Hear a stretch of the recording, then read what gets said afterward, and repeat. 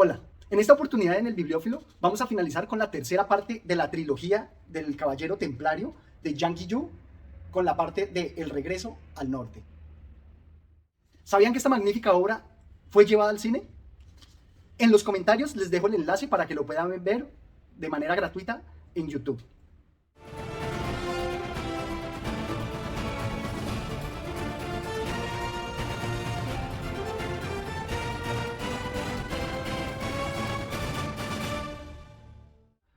Recordemos que la primera parte nos mostraba toda su formación hasta verse obligado a partir hacia Jerusalén.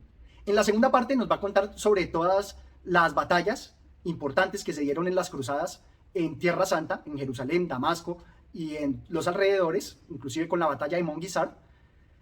Y también nos va a complementar muy bien con la parte histórica, con lo que fueron los reinados de Balduino, donde se vieron la confluencia inclusive de guerreros tan renombrados como el mismo Saladín, y que Saladín estuvo rondando por esas tierras hasta finalmente derrotar a los cristianos. También nos van a contar ahí del perverso mando que se dio en Tierra Santa y las malas decisiones a pesar de las ayudas de los reyes cristianos, como fueron las visitas de Federico Barbarroja, que es un personaje histórico importante, y Ricardo Corazón de León, entre otros. Pues bien, en esta tercera parte, va a contarnos cómo Anne regresa al norte. Luego de las batallas y de servirle a Saladín como negociador, va a recibir dinero que le va a permitir volver a su tierra y, una vez en su tierra, continuar con sus proyectos de vida. Algo que me parece muy importante en esta obra es cómo se resalta la confluencia de ideologías, cómo los judíos, los musulmanes y los cristianos, al tener un Dios muy similar, pues vamos a tener creencias muy similares, y también nos va a mostrar como una parte de tolerancia hacia esas diferencias. Y más aún nos va a destacar que esas diferencias lo que hacen es que crezca el conocimiento del ser humano. Y por eso él se va a hacer acompañar de médicos, arquitectos y personas que él considera importantes o útiles para hacer progresar su nación. Nos va a contar también de cómo, enlazando todos los conocimientos de los extranjeros, va a lograr construir varias ciudades, fortalezas, inclusive catedrales, y todo ese conocimiento le va a ayudar a prosperar y a conseguir el poder. Y justamente ahí también se van a dar unas batallas bastante importantes para la definición del reino del norte, de Suecia, de Sverige, donde ahí van a estar batallas donde los conocimientos adquiridos van a ser de gran utilidad. Y obviamente también batallas muy emocionantes. Y lo que destaco acá es cómo dentro de la narración se da una paciencia, se va mostrando el trabajo arduo que requiere. No es como por arte de magia, ni siquiera la creación de una fuerza militar. Es un proceso que tomó bastante tiempo, dinero y esfuerzo. Y también vamos a ver que esta historia de amor con su Cecilia Alsgodotter pues va a continuar y va a ser la parte fundamental de esta historia. Va a ser centrada en ese amor y en su descendencia. Algo también que me parece fundamental es cómo muestra el autor la importancia de las fuerzas que se oponen al surgimiento de Suecia como reino. Por un lado tenemos a los noruegos, que son los vikingos del norte, y por otro lado tenemos también a los aguerridos daneses.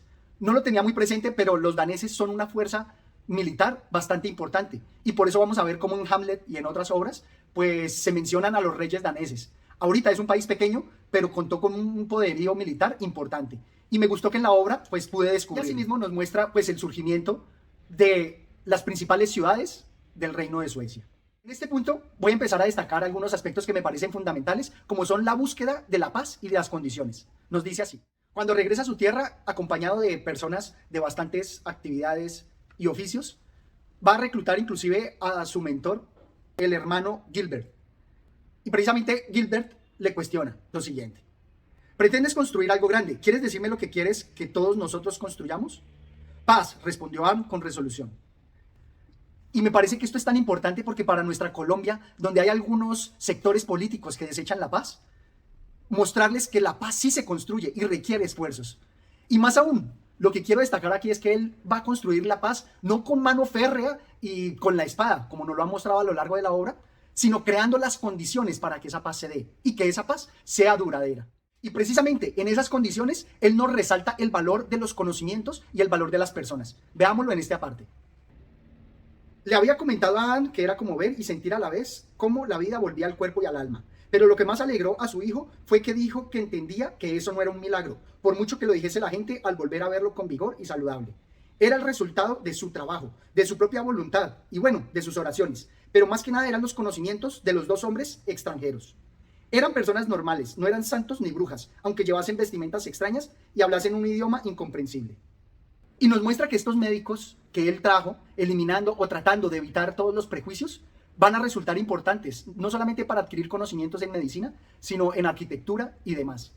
Me parece que toda esta parte cobra gran importancia en nuestra actualidad para dejar atrás la xenofobia y más bien crecer todos como seres humanos en destacar el valor y los conocimientos que nos pueden aportar extranjeros, sin importar sus creencias, sin importar sus religiones. Y por eso vamos a ver aquí que el autor va a destacar otros valores del trabajo para el surgimiento de Suecia. El valor del trabajo y también el valor de los conocimientos. Él lo hace aquí a través de la literatura al mostrar cómo se liberan a los siervos. Es literatura, pero lo importante es que él destaca esos valores. Y no importa si sucedió o no así. Para todos aquellos que leemos esta obra y que nos estamos enterando del surgimiento de Suecia, va a quedar eso metido en nuestro pensamiento. Con lo cual, él va a lograr difundir los valores que quiere resaltar de su nación. Dios no ha creado a ningún hombre ni a ninguna mujer para ser siervo. Esta es mi opinión, prosiguió Anne. ¿Dónde está escrito eso en las Sagradas Escrituras? Tú, igual que yo, has vivido en aquella parte del mundo, detrás de los muros, en donde una cosa así sería impensable. Y él aquí resalta la liberación de los siervos y la libertad. Sin embargo, también nos resalta estas críticas hacia la libertad y hacia la sociedad en general. Cecilia decía que le decepcionaba el hecho de que la cerveza tuviese una importancia tan exagerada en este país, que incluso los siervos apreciaban más la embriaguez que la libertad. Tanto Arne como el hermano Gilbert estuvieron de acuerdo en que era una conclusión desalentadora.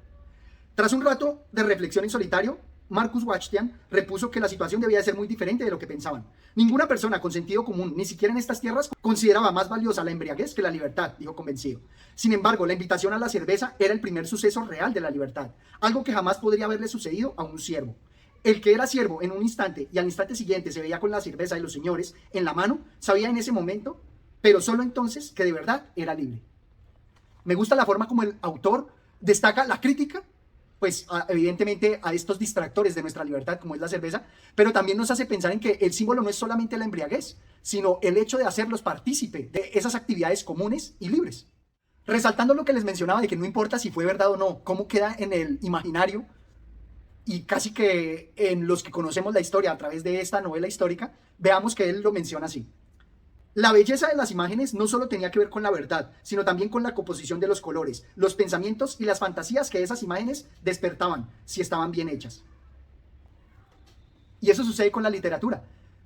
Esta obra es más como una precuela de lo que él quiere resaltar en el héroe nacional de Suecia, que es Birger Jarl, y es como él quiere resaltar que el surgimiento de ese gobernante y del reino se dio sobre las bases de todo lo que este personaje ficticio, Arn, construyó, valorando el conocimiento, valorando el trabajo fuerte y valorando la libertad.